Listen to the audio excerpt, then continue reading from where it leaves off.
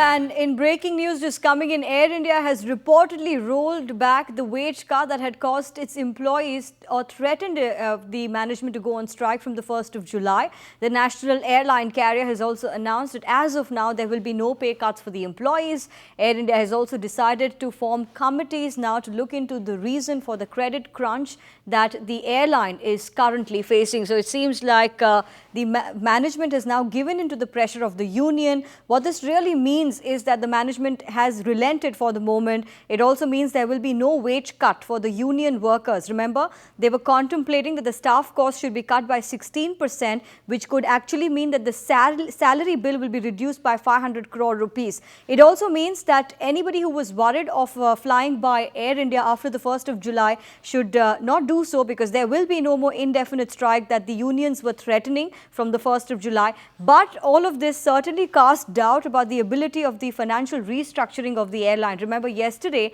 Praful Patel, the aviation minister, had said that, you need to shape up or ship out, and he had given a stern warning, and he had said that there should be organizational revamp and financial restructuring. But for now, there are no salary cuts for the employees. We have Kashif now with us. Kashif, it seems like the union has won the first round of battle against the management.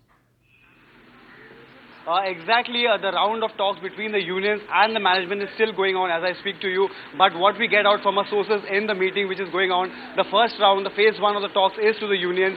The management in principle has agreed that there would be no wage cuts and there would be no deferred payment.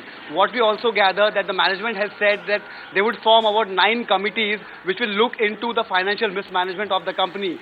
These committees will be in conjunction with the employees. There will be about 50% representation of the employees on these committees. So clearly the talks right now are going on, but what details are emerging out of the meetings between the management and the unions is that the management has relented to most of the demands of the unions, though the phase 2 of the talks will go on till 3rd of July. That is when the next meeting between the management and the unions is scheduled to take place.